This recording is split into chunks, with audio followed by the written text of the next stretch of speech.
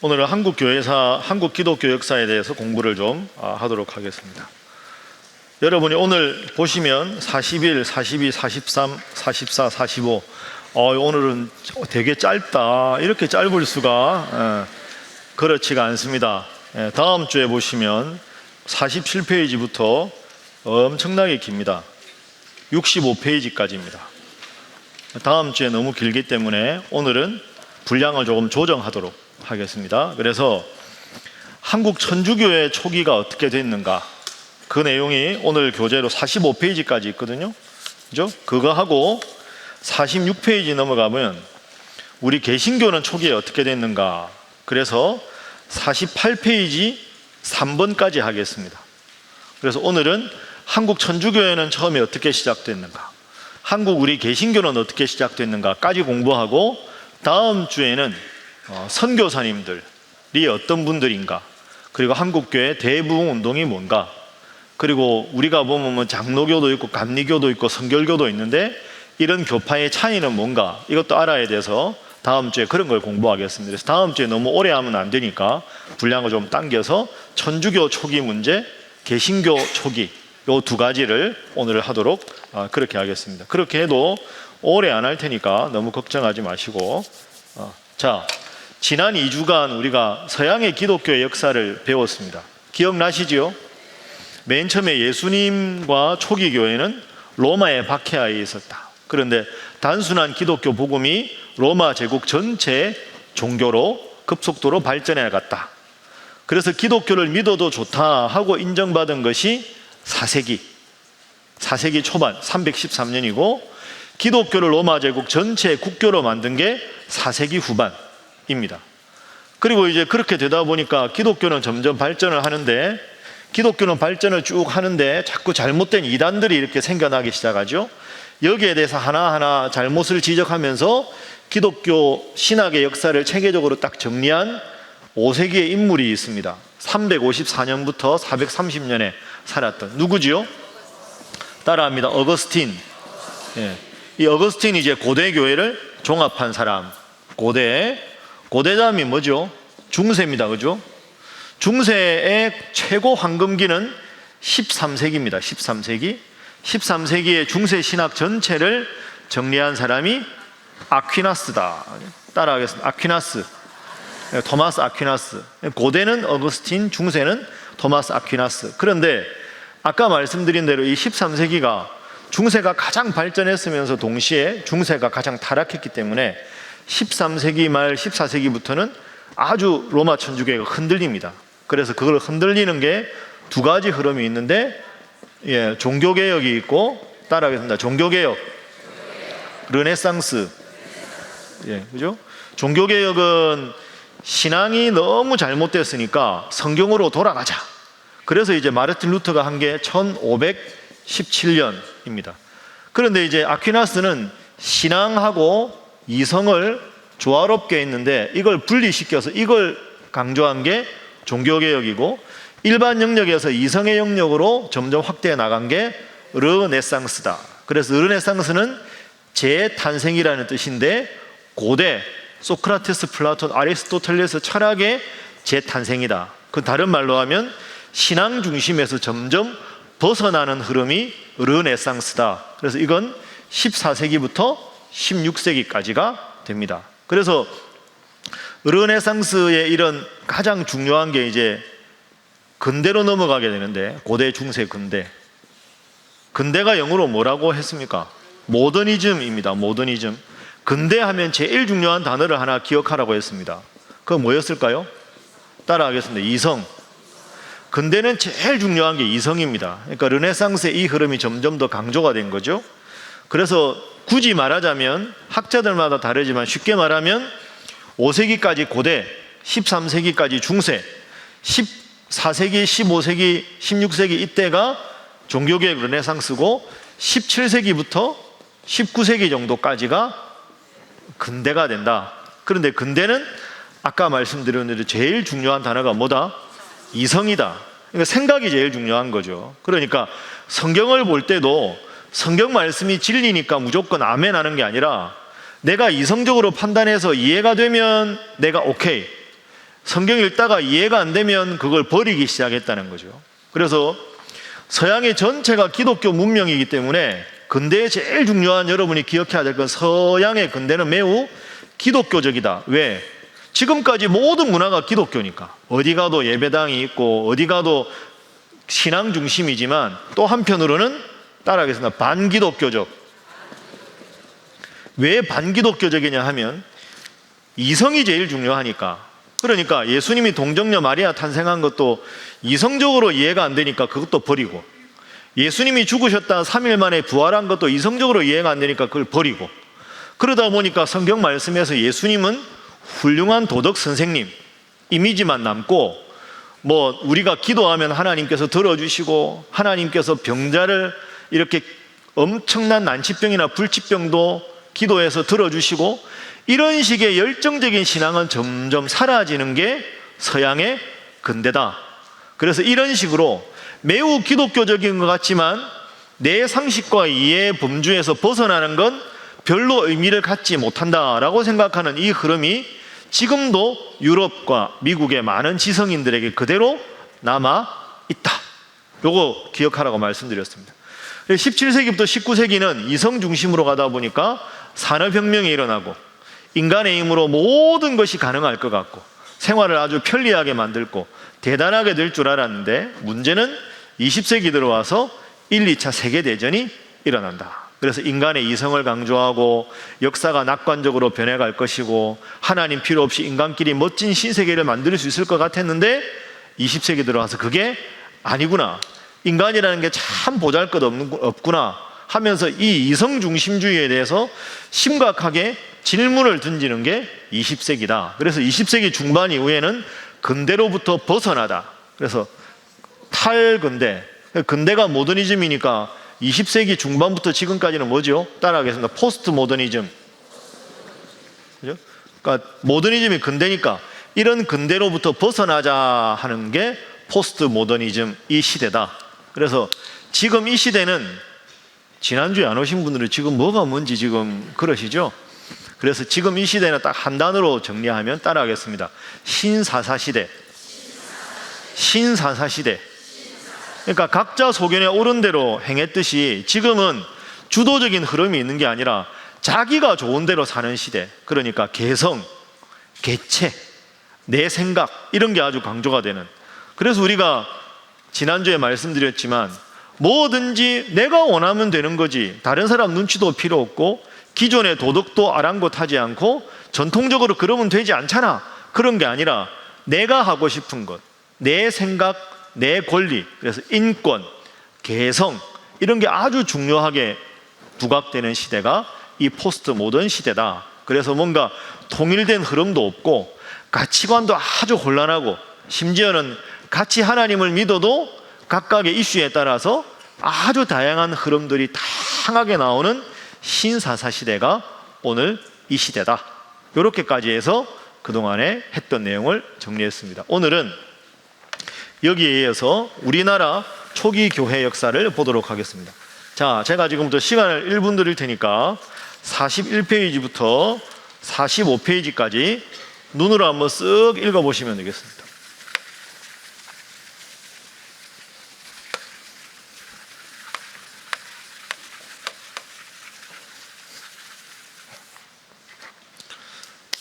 다 읽어보셨죠?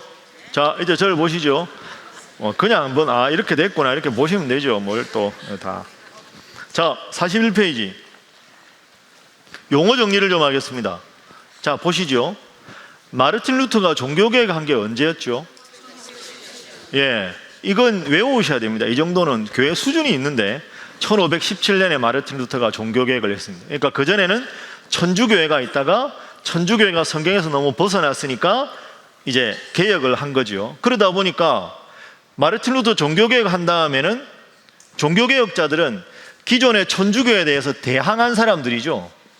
프로테스트입니다. 프로테스트가 이제 기존에 대해서 대항하다 이런 뜻이거든요. 기존에 천주교가 있겠죠. 로마 가톨릭. 천주교에 대해서 대항해서 나온 사람들, 그래서 프로테스탄트 이렇게 부르는 거죠. 그래서 여기가 새로 생긴 게 따라합니다. 개신교. 이게 무슨 개자입니까?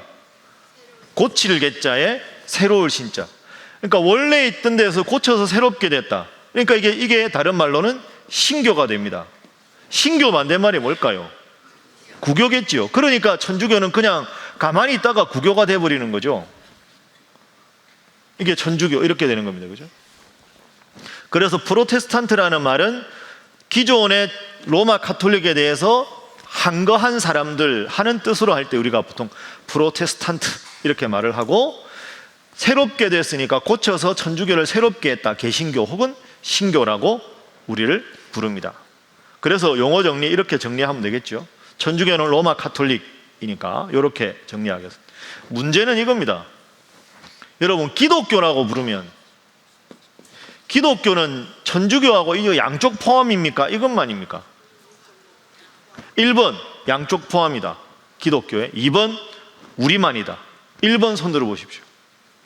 손 내리시고 2번 손 들어 보십시오. 비슷한데요, 대부분은 안 들었습니다. 이게 무슨 뜻일까요? 나는 상관이 없다. 예. 이게 정확하게 정리가 안 되어 있습니다.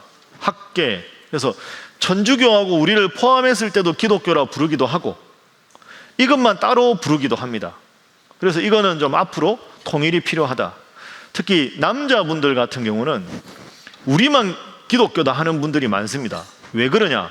군대 가면 처음에 야, 종교활동해야 된다, 손들어, 기천불 이러거든요. 기독교, 천주교, 불교. 그럼 기독교가 우리네 이렇게 생각하는데, 학자들은 또 양쪽을 합해서 쓰기도 합니다. 그래서 이 문제는 앞으로 좀 정리가 필요하다. 그래서 보통 학자들은 양쪽을 포함해서 기독교라고 쓰고, 일반 평신도들은 개신교를 기독교라고 쓰고 이쪽을 천주교라고 쓰는 경향이 있는데 좀 혼재되어 있다. 참고로 그렇게 알아두시면 되겠습니다. 자, 여러분, 이 저를 보시죠.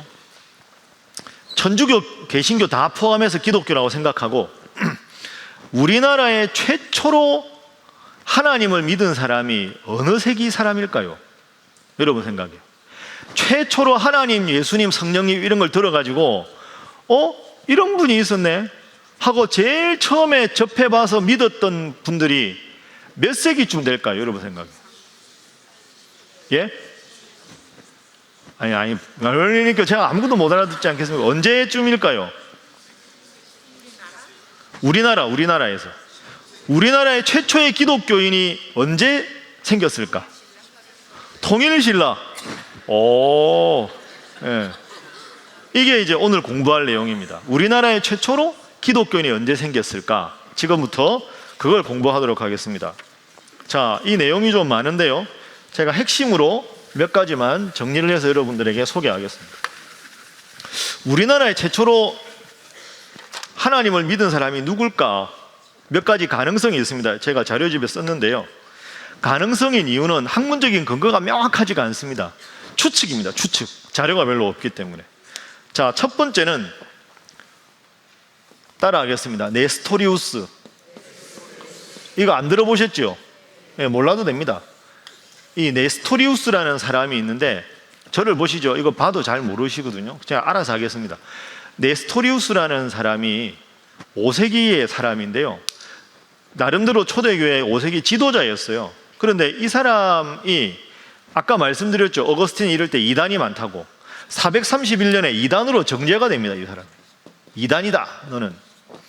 그 내용은 아주 복잡한데, 근데 이게 문제가, 예를 들어서 A라는 주장이 있고 B라는 주장이 있으면 어느 쪽이 진리냐 하고 모여서 회의를 할 거 아닙니까? 그죠? 그래서 431년에 성경에 나오는 에베소 있죠. 에베소라는 데서 모여서 네스토리우스의 주장이 맞는 주장이냐, 반대편이 시릴이라는 사람인데요, 이 시릴이라는 사람의 주장이 맞는 사람이냐 서로 이렇게 하다가 431년에 에베소에 모여서 전체 성직자들의 결정을 하자 그랬는데, 시릴이라는 사람은 에베소에서 집이 가깝고 이 네스토리우스는 아주 멀었어요. 에베소 오는데 네스토리우스가 시간이 엄청 많이 걸려가지고 보름이 더 걸립니다. 그러니까 시릴이 먼저 와가지고 자기 입장을 막 변호한 다음에 네스토리우스가 도착도 안 했는데 네스토리우스가 이단이 돼버립니다. 이게 좀 우스운 일인데 뭐 복잡한 논의를 떠나서 그렇게 됩니다. 그래서 네스토리우스의 주장이 지금 보면 아주 심각한, 우리가 아는 뭐 신천지나 이런 이단이 아니고 이건 충분히 그렇게 주장할 수도 있는데 어쨌든 이단으로 판명이 납니다. 그 이단으로 판명이 난 이상 거기 못 있잖아요. 그 네스토리우스를 따르는 이 사람들이 밀려서 이제 다른 쪽으로 나가게 됩니다. 그러다가 어디로 가냐 하면 페르시아, 지금으로 말하면 이란 쪽으로 가서 열심히 전도를 합니다. 전도를. 그렇게 하다가 점점 더 가서 중국 쪽으로까지 하나님을 전합니다. 그래서 네스토리우스를 따르는 사람들의 일파가 파사, 이란으로 가서 이란에서 또 중국 쪽으로 가서 예수님을 중국에 소개하게 됩니다. 그래서 이게 중국까지 와서 하나님을 믿는 종교인데 한자로 이걸 이렇게 씁니다. 한번 따라하시죠. 경교. 경교라는 말은 광명정대한 종교다 이런 뜻이거든요. 그러니까 중국 사람들한테 이게 소개가 딱 되고 말아서 보니까 제가 여기 썼는데요. 이때가 언제냐 하면 635년 당태종 때입니다. 자, 한번 자료집 보시죠. 도마가 인도까지, 바돌로메가 중국까지 했다는 추측도 있지만 그건 잘 모르고요.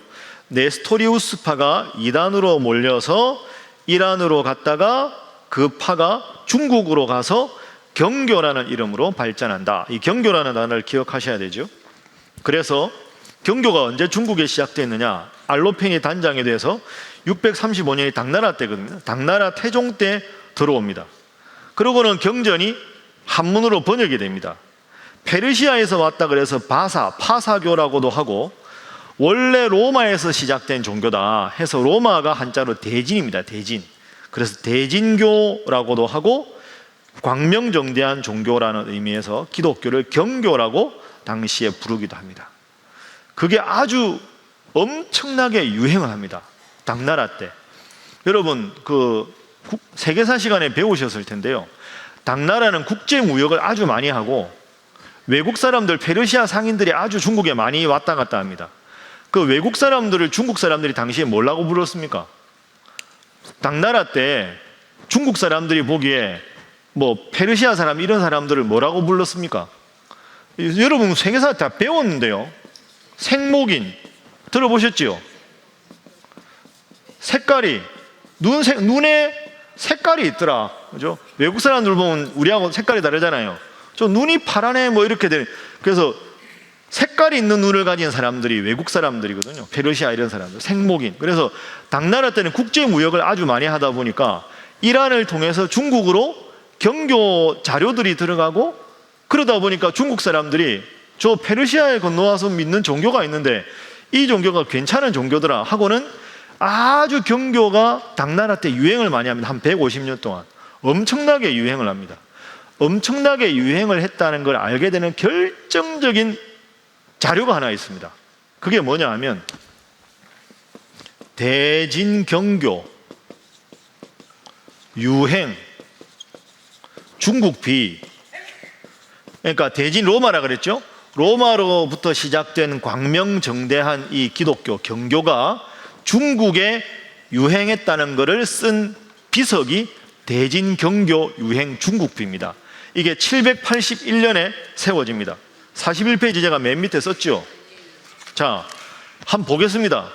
비석 보시죠. 저 중간에 있는 저건데요. 중간에 보시면 대진경교 유행 중국비라고 돼 있죠.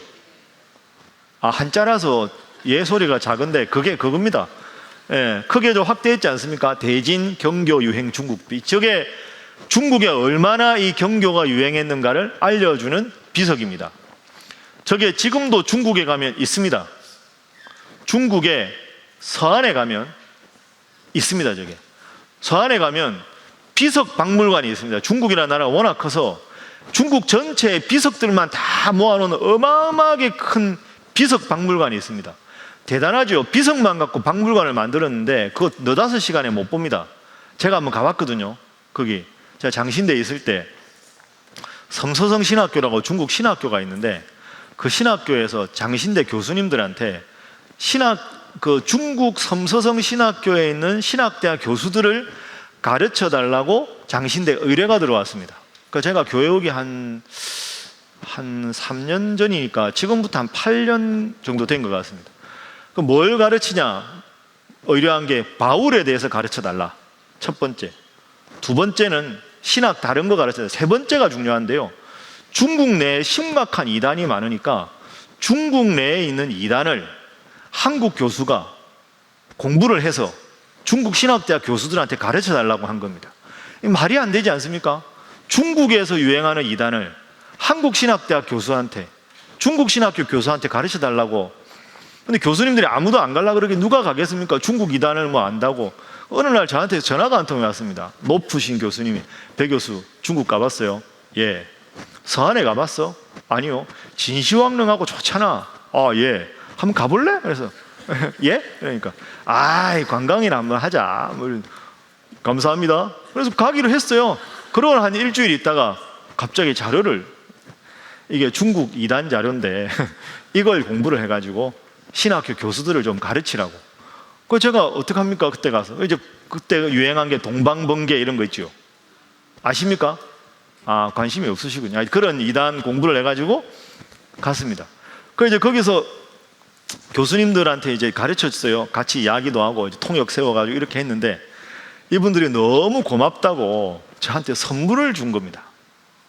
마지막에 그 섬서성 신학교 총장 학장님이 배 교수님한테 선물을 주고 싶다 하고 저한테 선물을 하나 줬는데, 그게 뭐냐 하면 저 대진경교 유행 중국비에 탁본을 뜬 겁니다. 지금은 안 뜹니다. 왜냐하면 이게 워낙 고귀한 자료인데 탁본을 너무 많이 뜨면 이게 원본이 상하기 때문에 더 이상 안 뜨는데, 그쪽에 총장님이 특별히 가지고 있는 애장품이라고 그걸 가져와서 배 교수님 이거 가져가시라. 그제가 그걸 가져왔습니다. 그래서 제가 아주 관리를 잘 하고 있다가 교회로 이사를 하면서 없어졌습니다. 교수 연구실에 있었는데 제가 찾아보니까 없습니다. 혹시 가지고 계신 분? 한 3m 되거든요. 어마어마하게 큽니다. 그걸 그냥 바로, 그래도 중국 사회주의 국가니까 공산당 그 부탁해가지고 하나를 떠서 갖고 왔는데, 하여튼 다음에 제가 있으면 한번 보여드리도록. 그래서 그게 경교가 중국에 유행했다 하는 겁니다. 그 아마 여러분도 대진경교 유행 중국비 치시면 쫙 나옵니다. 그래서 드리고 싶은 말씀은 그게 아니고요. 그 경교가 유행을 했잖아요. 한 150년 엄청나게 유행을 했는데, 문제는 그때가 당나라 때가 우리나라로 하면 언제냐 하면 통일신라 시대입니다. 통일신라 시대. 통일신라 시대 종교가 뭐였습니까? 불교죠. 불교. 그러니까 불교가 제일 발달한 신라가 삼국을 통일하죠. 660년에 백제를 멸망시키고 668년에 고구려를 멸망시키고 676년에 삼국을 통일합니다. 불교의 힘으로. 그렇게 하고 나서 통일신라가 불교 문화를 너무 꽃피우다가 가장 불교가 융성한 게 당나라니까 당나라 유학생들이 많아집니다. 그러면 여기 이게 역사적 상상력인데요. 경고가 엄청나게 유행하던 당나라에 우리나라의 그 불교 승려들 중에서 최고 엘리트들이 당나라에 유학을 가는 거죠. 유학을 가서 보니까 생목인들도 있고 희한한 종교를 믿고 있더라. 그게 뭐냐? 그게 경교더라. 그래서 우리나라에서 최초로 하나님, 예수님, 성령님에 대해서 믿지 않았지만 들어본 사람들은 역설적으로 스님들입니다. 당나라에 간 스님들이 이게 뭐야 하고 봤을 수 있다. 그리고 한국에 돌아올 때, 신라에 돌아올 때, 야, 희한한 종교를 믿는데 믿든 안 믿든 간에 신기해서 물품을 좀 가져왔거나, 아니면 혹시라도 그 종교를 보다가 믿음이 생겨서 우리로 말하면 괴나리 보찜에 몇 개 넣어왔을 수도 있다. 에이, 말이 됩니까? 증거를 보여드리겠습니다. 보겠습니다. 저게 경주 불국사 인근에서 고고학자들이 발굴하다 보면 십자가가 나옵니다. 그런데 경주에서 불교 문화는 십자가 나올 수가 없습니다. 그리고 여러분 저기 오른쪽에 있는 거 가만히 보시면 저걸 뭐로 해석하느냐? 마리아가 아기를 안고 있다. 저 아기가 예수님이다 라고 해석하기도 합니다. 천주교에서는 이런 이야기를 상당히 많이 합니다. 그런데 거듭 말씀드리지만 여러분 생각해 보세요. 여러분이 그럴 리는 없지만 내가 지금 당나라의 불교배우로 유학을 갔다. 근데 보니까 경교라는 게 좋더라. 예를 들어 경교 믿음을 가졌더라도 통일신라 돌아와서 내가 경교 믿는다고 이야기하겠습니까? 못하지요. 그러니까 가능성으로만, 믿은 사람이 있다고 학문적으로 말하기는 어렵다. 그러나 경교에 대해서 충분히 많은 지식을 들은 사람들은, 승려들은 많이 있었을 것이다. 그리고 그들이 돌아왔을 때 그냥 짐들 중에 저런 것들이 있어서 발굴하면, 왜 경주에서 이런 돌십자가가 나와? 이상하다. 왜 저런 게 엄청 종류가 많거든요. 그게 그때 경교의 유물이다. 그래서 최초로 복음을 접한 사람들은 신라 시대 유학 간 스님들이다. 이렇게 보는 게 첫 번째 가능성입니다. 상당한 개연성이 있죠. 자, 지금까지 말씀드린 내용이 42페이지입니다. 그래서 경교에서, 경교 여러분 중국에서는 한문 문화권이잖아요. 그러면 이게 경교를 한자로 번역을 해야 될 거 아닙니까? 번역한 예를 들어 뭐 성령을 뭐라고 번역했냐? 중국의 한자로 뭡니까? 이게 무슨 글자입니까? 읽어보십시오. 현풍. 이게 거물 현자입니다. 이게 거물 현자인데 이 현이 자료집에 보십시오. 제일 위에 있죠. 거물 현자가 이게 블랙이라는 뜻이 아니고요. 여러분 어릴 때 우물물 드셔보셨죠? 우물물, 밖에서 우물물 깊은 데를 보면 무슨 색으로 보입니까? 검은색으로 보이죠. 두레박으로 물을 뜨면 검은색입니까? 아닙니까? 아니죠. 그래서 이 현자는 아주 심오하다 이런 뜻입니다. 그냥 흑색이라는 뜻이 아니고 거물 현자가, 그러니까 깊이가 있는 우물을 보면 분명히 이렇게 검게 보이듯이 색깔이 블랙이라서 검은 게 아니라 깊이가 있고 심오하다. 그래서 성령을 번역할 때 중국 사람들이 심오한 바람이다. 현풍. 기도는 수공덕, 공덕을 닦는 것. 경교, 우리로 말하면 교회가 있을 거 아닙니까? 그걸 뭐라고 번역했습니까? 사입니다. 절사. 그 교회가 없으니 사라고 번역할 거 아닙니까? 죄악은 악업, 이 업 이런 게 불교 용어지요. 이러면서 이제 재미있는 일이 생깁니다. 기독교 용어가 매우 불교화가 되는 거죠. 천부는 천존입니다. 석가모니를 공식적으로 한자로 석가세존 이라는데, 석가세존의 거의 같은 레벨이다. 그래서 천존 이렇게 부르죠.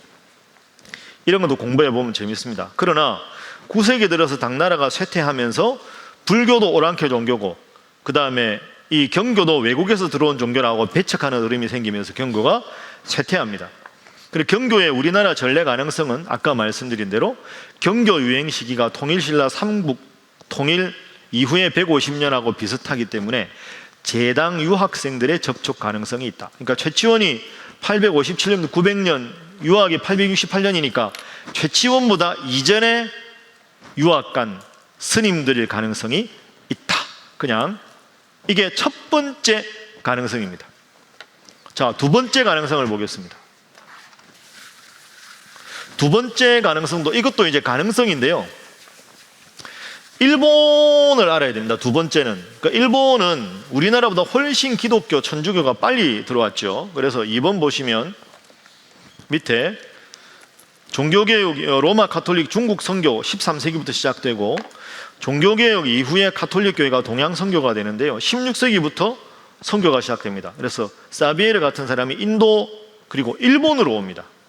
그 일본 선교는 1549년 8월 15일에 시작됩니다. 그래서 기리시단이라고 부릅니다. 그리스도인하고 발음이 비슷하죠. 포르투갈 말이라 기리시단이라고 해서 일본에서 천주교가 전례가 됩니다. 그래서 보시면 16세기 후반에 20만 명 정도까지 많아집니다. 그러니까 일본 사람 중에서 천주교인들이 20만 명이나 된다는 거죠. 왜 이렇게 많았을까? 서양의 신무기, 선교사를 통해서 그런 거 좀 얻으려고, 서양의 과학 발전 문명된 걸 얻으려고 그러다 보니까 많아졌습니다. 그런데 문제는 여기 있습니다. 여러분, 임진왜란이 언제 일어납니까? 1592년에 임진왜란이 일어나죠. 자, 이제 저를 보시죠. 제가 정리를 하겠습니다. 자, 1587년에, 그러니까 임진왜란이 나기 5년 전에 일본 내 천주교인이 20만 명이나 됩니다. 그러다 보니까 5년 후에 임진왜란이 일어났을 때 일본 군인들 중에서 천주교인이 있었을 거 아닙니까? 20만 명이나 되니까. 그러니까 그 사람들이 조선을 정벌하러 왔을 때 우리 입장에서 기분 나쁘지만 이 일본 사람들이 얼마나 긴장했겠습니까? 목숨 걸고 이 배 타고 와가지고 전쟁하면 돌아갈 수 있을지 없을지 불안하잖아요. 그런데 그 중에서 소서행장, 여기 제가 썼는데요, 고니시 유키나가가 독실한 천주교인이었습니다. 소서행장 역사 시간에 들어보셨을 텐데, 이 사람이 자기 밑에 있는 군인들은 우리로 말하면 천주교인으로 구성을 해가지고 십자가 깃발을 들고 임진왜란에 참전을 합니다. 그러니까 장군들 중에서 소서행장은 야, 우리 부대는 십자가 부대다, 따라와 해가지고 십자가를 들고 우리나라로 오게 되죠. 그러니까 이 고니시 유키나가의 부하들은 다 천주교인으로 구성됐다. 그런데 이 사람들이 조선을 정벌하러 왔는데 말씀드린 대로 얼마나 떨리겠습니까? 전쟁한다는 게. 이러다가 다시 일본 돌아갈 수 있을까? 너무 불안하니까 이 고니시 유키나가가 본국에다가 연락을 합니다. 그래가지고 그때 당시에 포르투갈 사람으로 일본에 와 있던 세스페데스라고 하는 신부가 있는데, 이 신부님한테 내 밑에 있는 이 천주교 병사들이 많이 죽음 때문에 불안해하니까 당신이 와서 좀 이렇게 쉽게 말하면 우리로 말하면 목사님 와서 예배도 좀 드려주시고 불안해하는 병사들을 위해서 기도 좀 해주시고 그래 좀 해주십시오 하고는 세스페데스 신부를 한국으로 모셔옵니다. 그래서 이 세스페데스 신부가 1년간 우리나라에서 고니시 유키나가의 군인들을 위로하러 옵니다. 어디로 오느냐? 웅천으로 옵니다. 웅천. 여러분, 웅천 들어보셨습니까? 아니, 웅천 들어보셨나요? 웅천이 지금 어디입니까? 아니, 웅천이 어디냐고요? 모르시나요? 웅천? 모르시죠? 웅천이 어디냐 하면 진해입니다. 진해. 진해가 어디입니까? 제 고향입니다. 진해에 가면 웅천이 있고 웅동이 있습니다. 진해 끝부분이.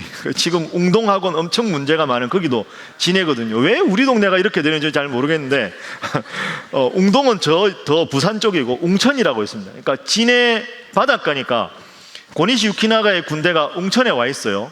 그러니까 웅천에 와서 세스페데스 신부가 1년을 위로하고 돌아갑니다. 자, 이것이 두 번째 가능성입니다. 여러분이 군종 신부다.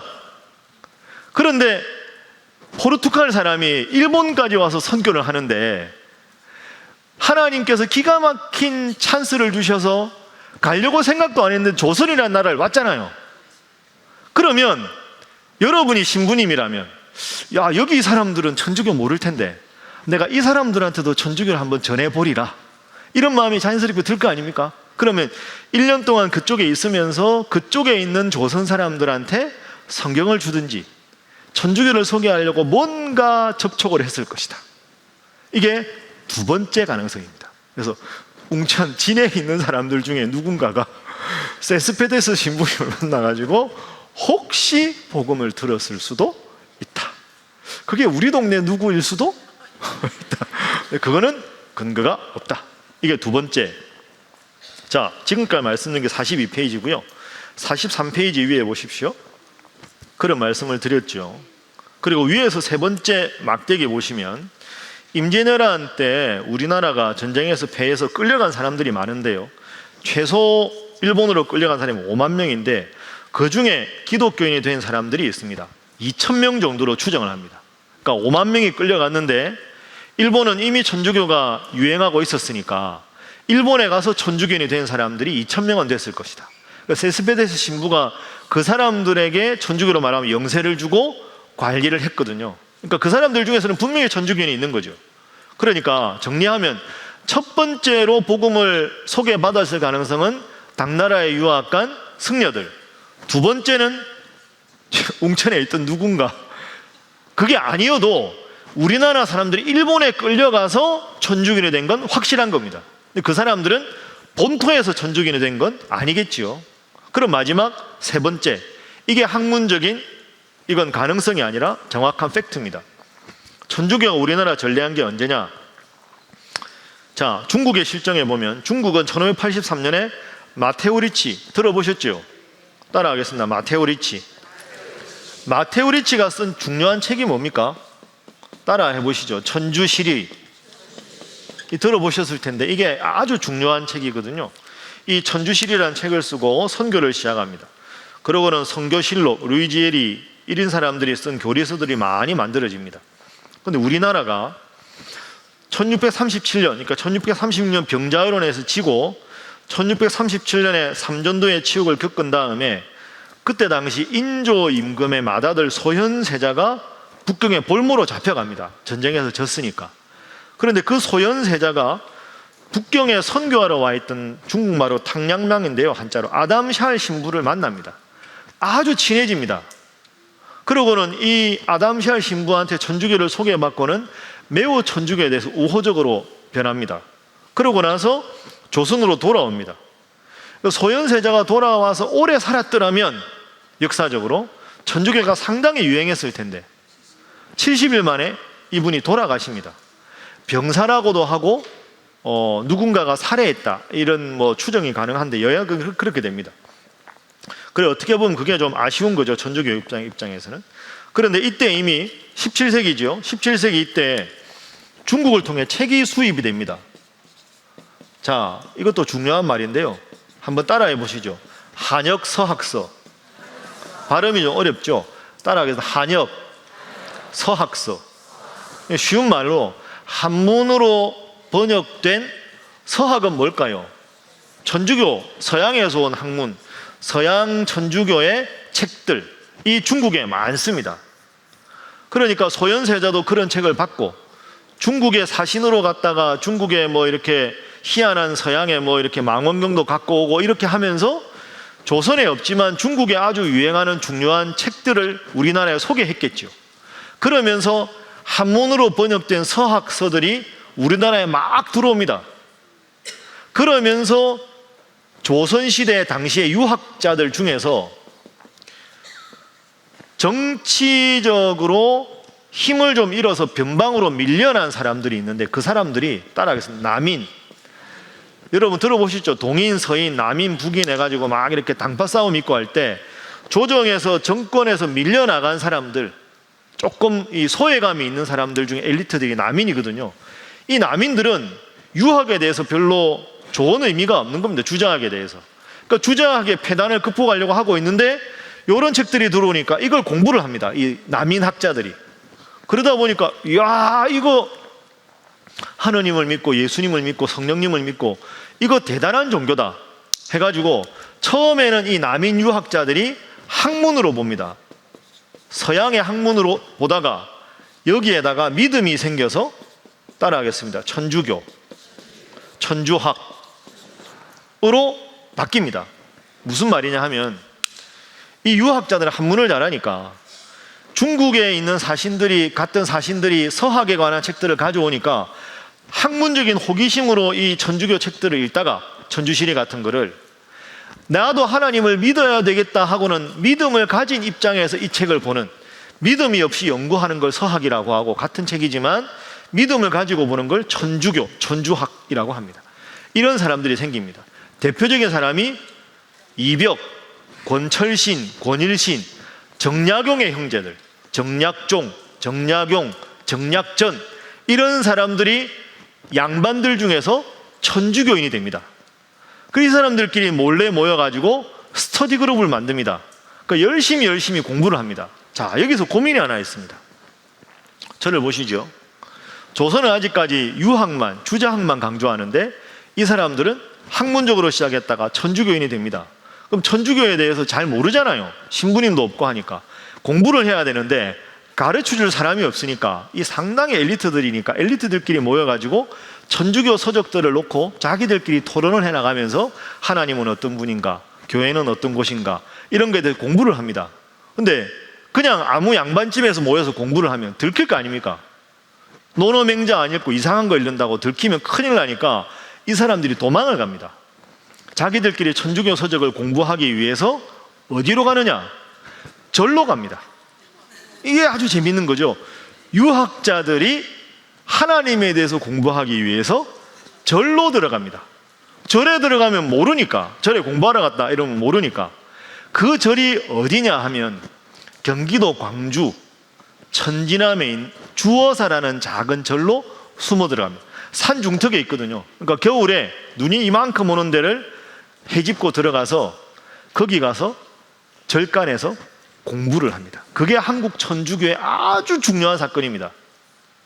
초기 지도자들이 절에서 하나님을 공부해서 독실한 신앙인으로 거듭나는, 아침에 눈 딱 뜨면 딱 일어나면 그 눈 다 깨고 시냇가의 얼음을 다 깨고 냉수마찰을 합니다.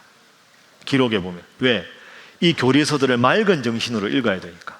그 추운 겨울에 그렇게 하고는 공부를 하고 또 자기들끼리 기도하고 또 그걸 계속 합니다. 해마다. 그게 언제부터냐면 1779년부터입니다. 이거를 주어사 강학회라고 합니다. 공부를 했다. 주어사 강학회. 이러면서 천주교인들이 많아지게 되는 거죠. 자, 이를 보시죠.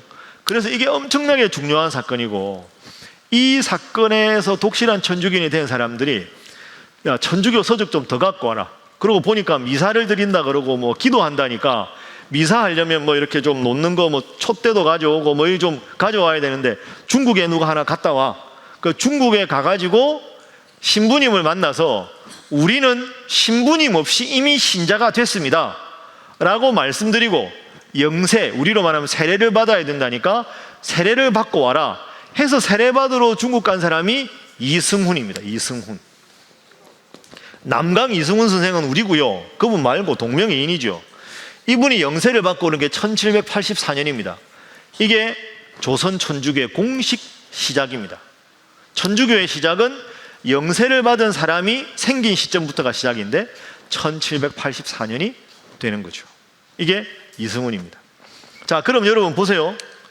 이 1779년 주어사 강학회를 통해서 천주교 지도자들이 생기고 이 사람들이 이승훈을 보내고 이 사람들끼리 모여서 우리로 말하면 미사를 시작했기 때문에 경기도 광주 주어사 천진함이 엄청나게 중요한 한국 천주교의 모태가 되는 것입니다.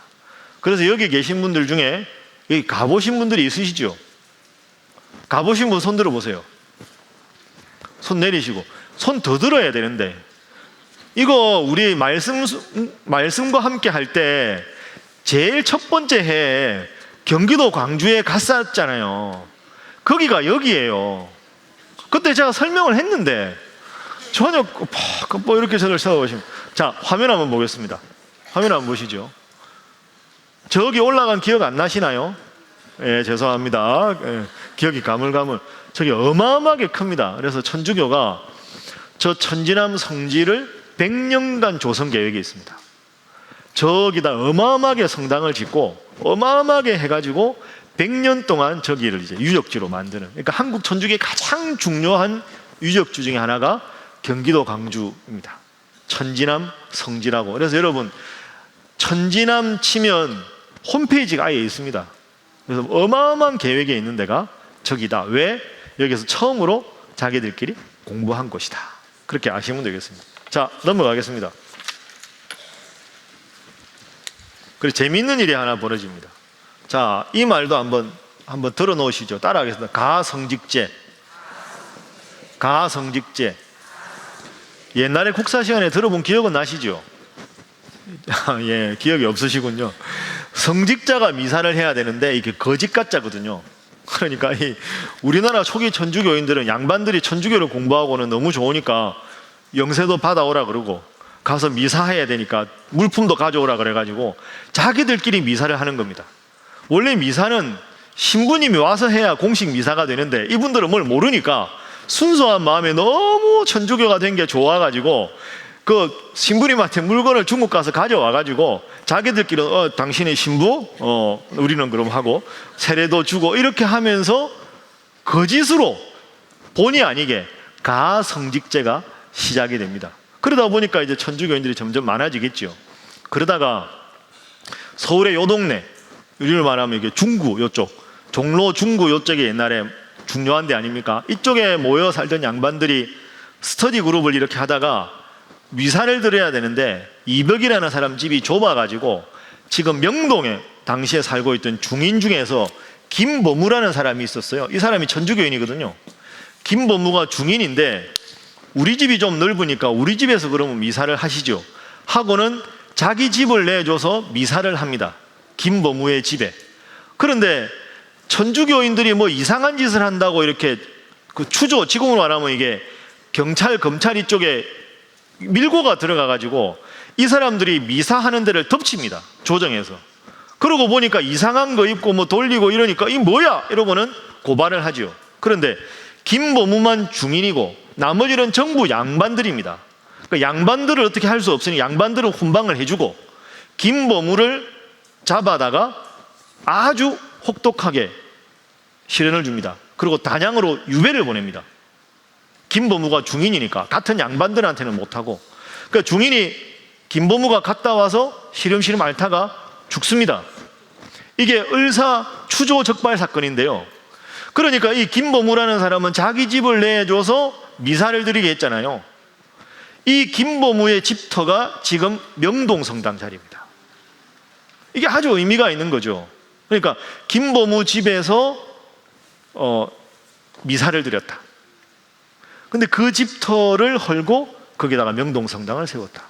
그러니까 여러분, 사실은 이런 건 참 우리가 좀 본받아야 되는, 역사적으로 중요한 사건이 있는 데를 기념해서 뭔가 해서 만들어 놓는 그런 거는 참 필요한 것 같습니다. 그래서 예배당도 오래된 예배당이면 헐지 않고 쓰는 게 좋고, 굳이 헐어야 되면 꼭 그런 데다가 기념으로 뭔가 이렇게 의미를 주는, 그래서 김보무가 죽게 되는 거죠. 그게 을사추조적발 사건. 자, 보겠습니다.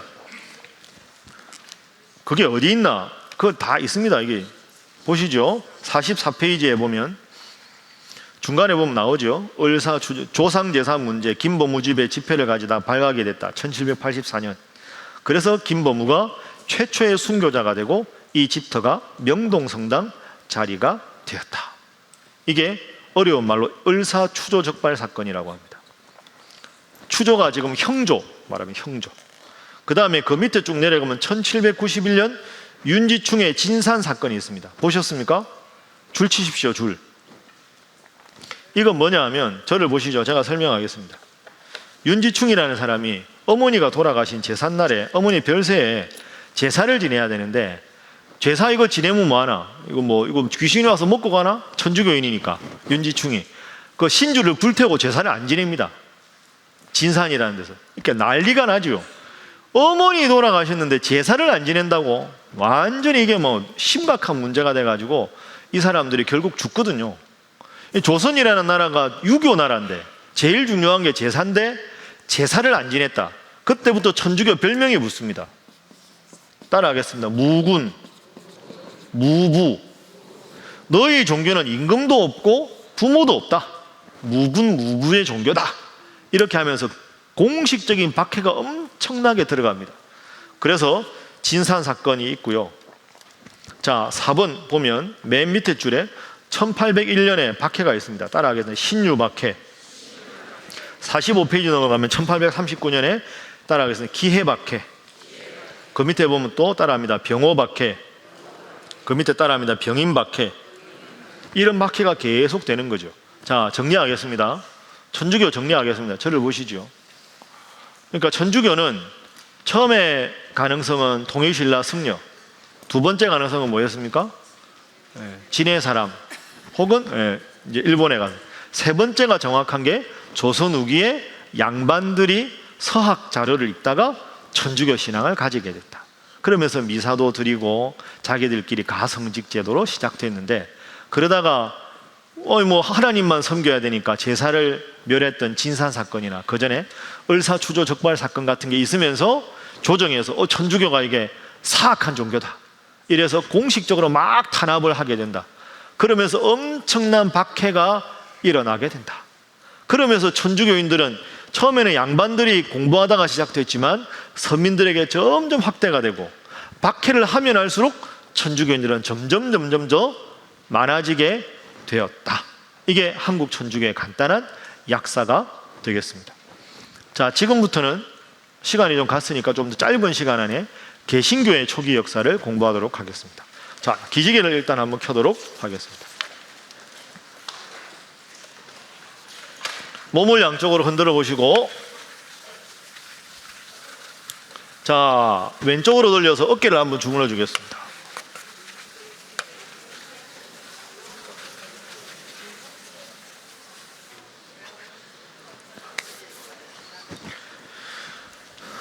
자, 반대로 가겠습니다.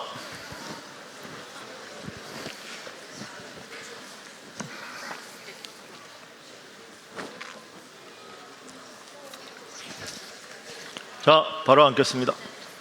자, 박수 3번 시작.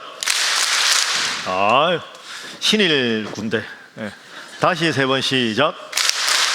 아, 예, 훌륭하십니다. 예. 다 군대 같은 군대. 지금까지 말씀드린 게 이제 천주교인들이 점점 많아지게 된 역사를 간단하게 훑었습니다. 그냥 이건 여러분이 외울 거 없고 다음에 누가 이야기하거든. 그런 일이 있었어 이러면 뭐 처음 들어봐? 뭐 이 정도 하시면 되겠습니다. 개신교는 아까 말씀드린 대로 선교사님부터는 다음 주에 하도록 하고요. 오늘은 개신교 수행에 대해서 잠깐만 보겠습니다. 그냥 이름만 들어놓으시면 되겠습니다. 자, 47페이지 보면 귀칠라프라는 사람이 나옵니다. 귀칠라프.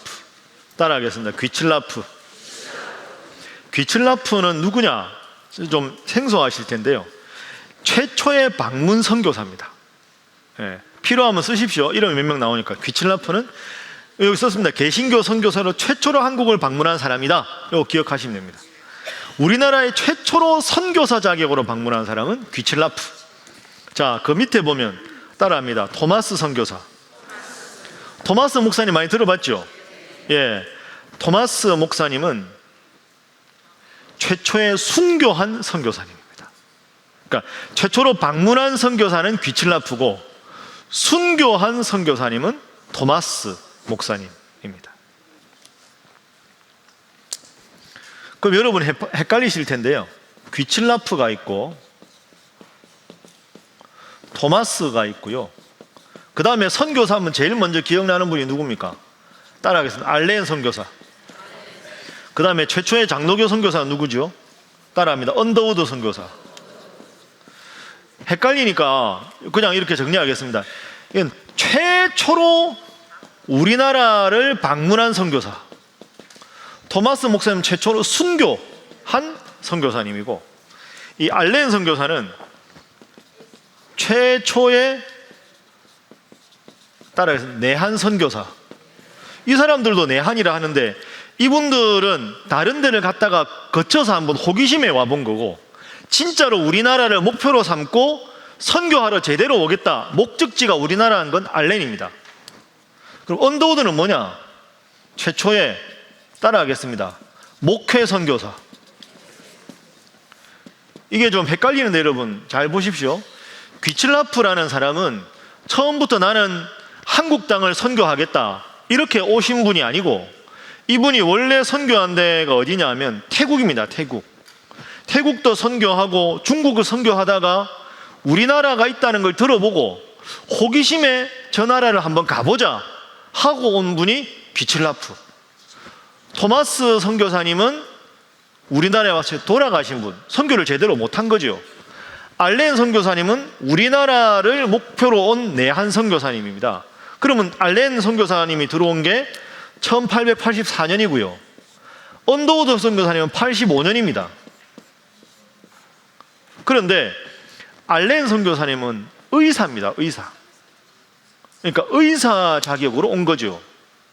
그런데 이분은 실제로 공식적으로 우리나라에 한 명도 전도를 안 했습니다. 그러니까 알렌 선교사 때문에 예수 믿은 사람이 없어요. 그러니까 무슨 말이냐 하면, 처음부터 내가 선교하겠다 하고 노골적으로 오면 선교가 더 안 되니까 아주 훌륭한 정부 관료들, 요직들, 이런 사람들을 고쳐 주어서 기독교에 대한 좋은 이미지를 만드는 게 알렌 선교사가 주로 한 일입니다. 그러니까 알렌 선교사님은 선교사 자격으로 왔지만 의사 역할을 주로 했고요. 3, 4년, 그리고 17년 동안에는 미국 공사관의 직원으로 일을 했습니다. 그럼 정말로 복음을 전하는 선교사로 장로교 최초로 온 건 언더우드 선교사가 되는 거죠. 그래서 이 두 분은 접근이 좀 다르다, 이렇게만 생각하시면 되겠습니다. 자, 그럼 지금 이 정도 하고 이제 보겠습니다. 귀칠라프가 어떤 분인가? 사진 한번 보시죠. 아주 저 바지가 무슨 바지인지 아주 편해 보이지 않아요? 이분이 이제 귀칠라프, 언어의 귀재입니다. 아주 어학의 천재적인 능력을 가지신 분이라고 6개 국어를 하셨다고 합니다. 이분이 그래서 우리나라에 태국 거쳐서 중국 거쳐서 왔습니다. 자, 자료 보시죠. 영국 동인도 회사의 구성원으로 조선에 왔습니다. 원래 사이암 선교사였고 그가 탐배가 해안을 측량한 사실 등을 순교 선교 동기에 의문을 표시하기도 한다. 선교사 아니지 않냐 이러는데 여러분 제가 잠깐만 설명을 드리겠습니다. 자, 여러분 생각해 보세요. 영국의 동인도 회사 같은 데서 중국이나 인도나 조선이나 이런 나라에다가 뭔가 무역을 해서 돈을 많이 벌고 싶었을 거 아닙니까? 그럼 예를 들어서 영국의 동인도 회사가 와가지고 큰 배를 가지고 중국을 왔다 이러면 중국말을 못하잖아요, 영국 사람들이. 그럼 중국말을 하는 제일 훌륭한 사람들이, 중국을 속속들이 아는 사람들은 중국에 선교하러 온 사람 아닐까요? 그러니까 선교사님들이 선교하러 왔지만 우리나라에 들어오고 할 때 큰 군함이 왔을 때 통역사로 오는 경우가 있습니다. 그래서 통역사로 왔기 때문에 이 사람은 선교사가 아니라 그 직원으로 왔기 때문에 이 사람들은 불순하다 할 수 있지만, 귀칠라프 같은 분은 중국을 왔다 갔다 했고 중국 옆에 우리나라가 있으니까 영국 사람들이 당신 이쪽 잘 알고 하니까 우리 조선 갈 테니까 갑시다 이러면 귀칠라프는 그래, 조선이라는 나라는 어떻게 하나님을 모를 텐데 한번 가보자 하는 마음으로, 그러니까 공식적인 신분은 동인도 회사의 직원이지만 마음의 정체성은 선교사라의 마음을 가지고 우리나라에 왔다, 이렇게 정리하면 되겠죠. 자, 토마스 선교사는요 첫 순교자인데요, 귀칠라프가 우리나라에 들어온 건 1832년입니다. 1832년 옆에 써놓으시죠? 아, 써있군요. 죄송합니다. 토마스 선교사님은 1865년에 옵니다. 그리고 66년에 돌아가십니다.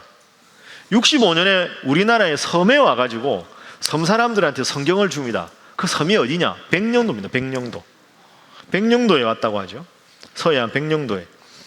이 성경은 영어로 된 성경입니다. 토마스 선교사는 우리나라에 선교하러 온 게 아니니까 성경은 주고 싶고 조선말로 된 건 없고 영어 성경을 누군가에게 줬다 하는 기록은 있습니다. 뭐 어디 있는지 모르죠. 그걸 지금 누가 보면 참 좋을 텐데.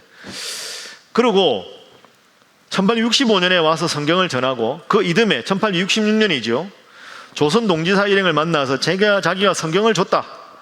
그러고는 이제 그 밑에 제가 좀 깔끔하게 못 썼는데 그 밑에 보면 제너럴 셔머노가 우리나라를 방문할 때 방문을 새로 합니다. 그러니까 65년에 백령도를 왔다가 66년에 제너럴 셔머노에 왔는데, 제너럴 셔머노는 통상을 위해서 온 거고 토마스 선교사님은 그 배가 있으니까 타고 온 거죠. 그런데 제너럴 셔머노가 무장을 한 배였거든요. 무장한 군함이 평양을 들어오니까 평양은 대응을 할 거 아닙니까? 처음에는 환대해 줬는데 보니까 대포도 있고 이러니까 이거 뭐야?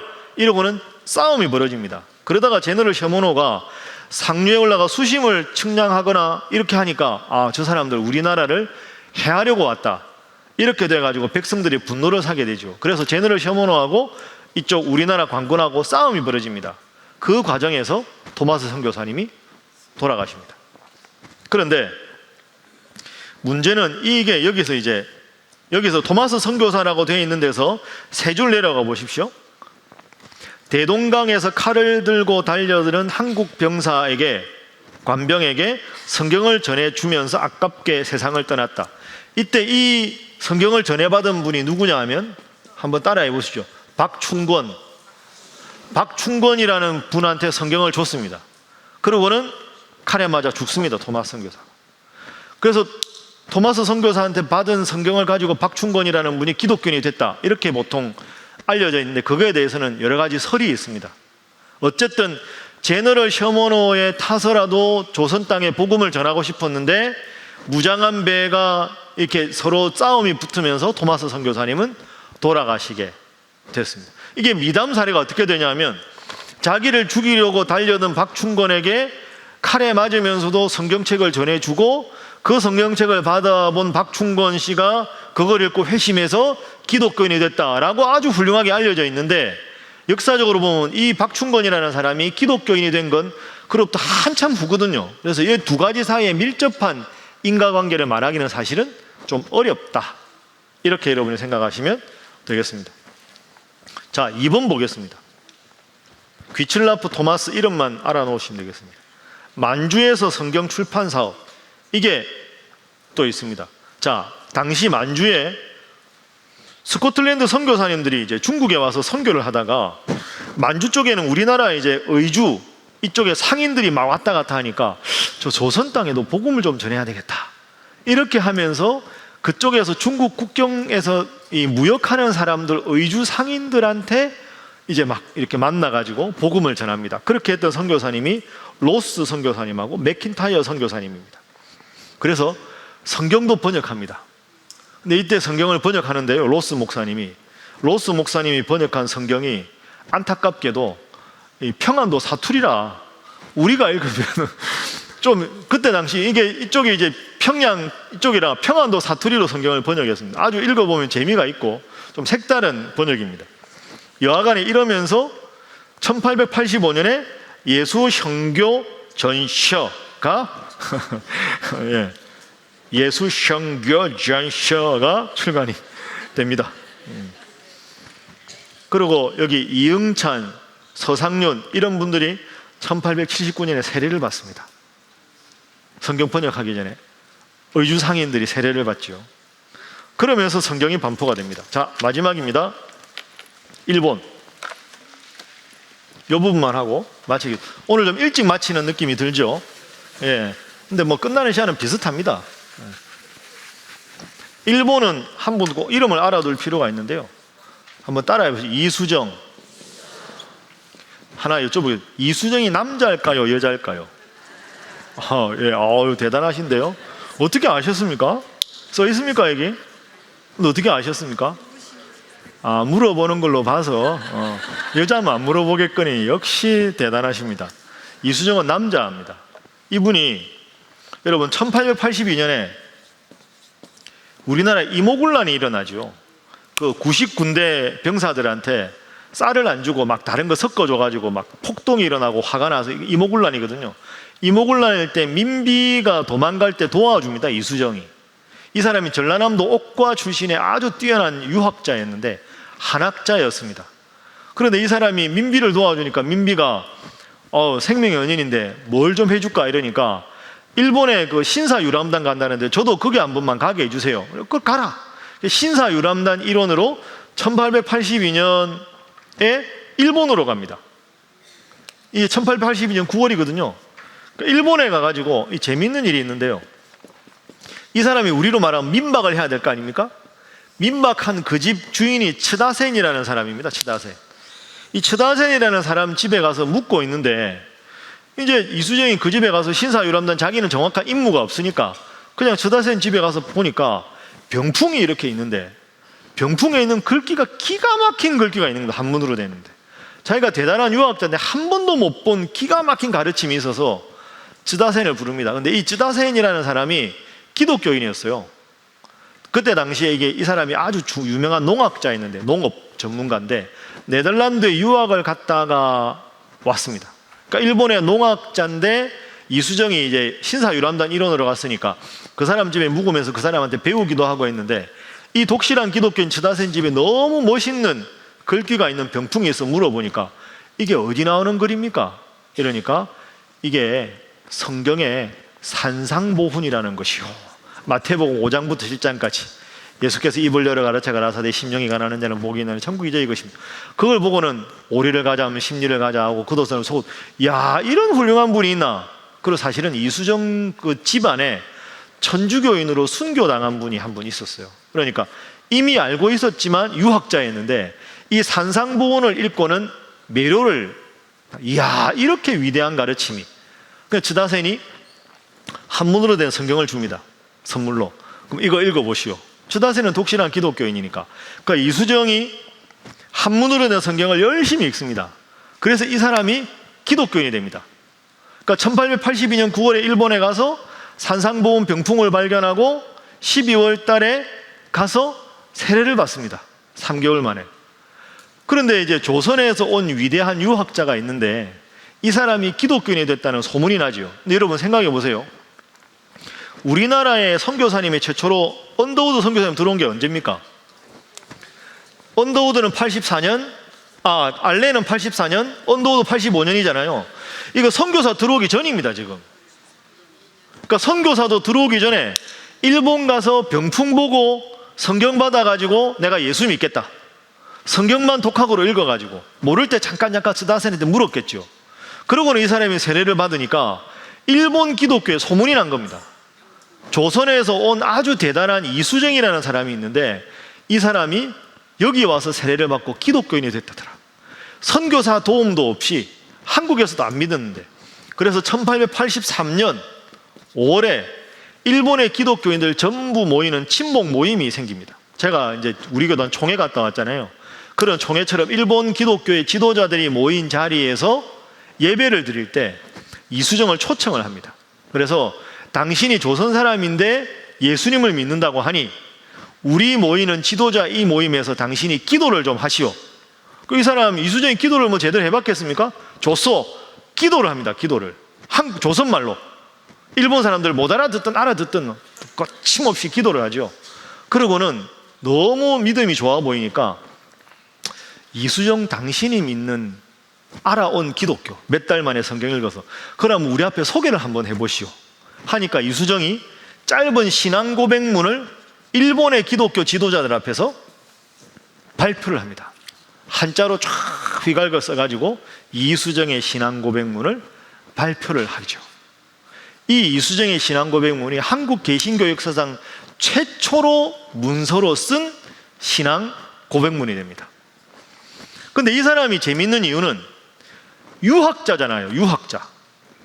유학자가 혼자 성경을 읽고 신학 공부도 안 하고 선교사님도 없이 혼자 성경을 읽어서 나는 기독교가 이런 종교라고 생각하오 하는 것을 발표하죠. 그러니까 이게 아주 대단한 문서입니다. 그렇겠죠. 그리고 이 이수정 씨가 너무 예수 믿는 게 좋으니까 왜 일본에는 선교사가 있는데 조선에는 선교사가 없어? 이래가지고 자기가 써가지고 그 당시 있는 선교사님들한테 이거 영어로 번역 좀 하시오 해가지고 미국 선교본부로 보냅니다. 조선 땅에 미국 선교사를 보내주시오. 근데 이 선교사를 보내달라는 글이 선교 잡지에 실립니다. 그걸 미국 사람들이 보고 소위 말해 은혜를 받아가지고 헌금을 합니다. 조선을 선교하자. 그래서 우리나라에 온 사람이 언더우드 선교사입니다.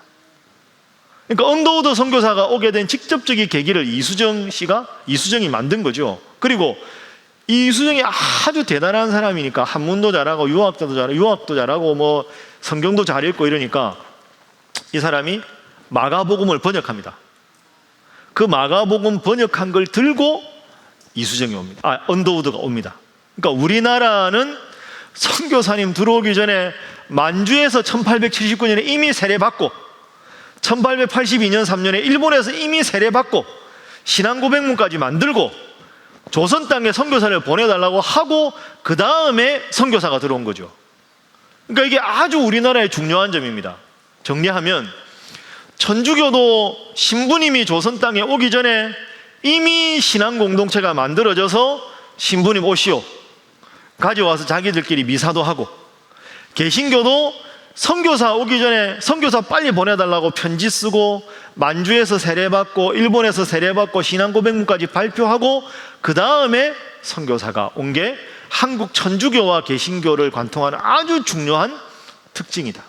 전 세계사적으로 봐도 어떻게 선교사가 선교도 안 했는데 이미 천주교인들이 생기고 이미 기독교인들이 생기고. 근데 이 신앙고백문이 아주 멋있습니다. 위대한 고백문입니다. 근데 이걸 아무도 여기에 대해서 논문을 안 썼어요.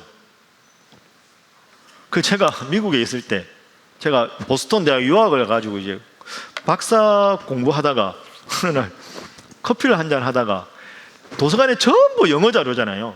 이렇게 미국이니까 한글로 된 책이 너무 보고 싶은 거예요. 그래서 막 뒤지다 보니까 한글로 된 책이 2권이 있어요. 보스턴 대학 신학부 도서관에.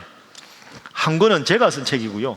제가 기증했으니까 제 책이고, 하나가 초기 한국 기독교에 관한 책이 있는 거예요. 그래서 맨날 뭐 영어로 하다가 이 책에는 한국말이나 오랜만에 보자고 이렇게 보다가 이수정이 82년에 가서 쓰는 신앙고백문이 있다 하는 언급이 나오는 거예요. 이게 우리나라 최초의 개신교 고백문인데 왜 내가 신학 공부를 이렇게 했는데 여기에 대한 논문을 하나도 못 봤을까 보니까 하나도 없어요. 왜 없을까요? 이 사람이 유학자잖아요. 유학자의 눈으로 성경을 해석했으니까 유학을 알아야 이수정이 어떤 의미로 썼는지를 알 거 아닙니까?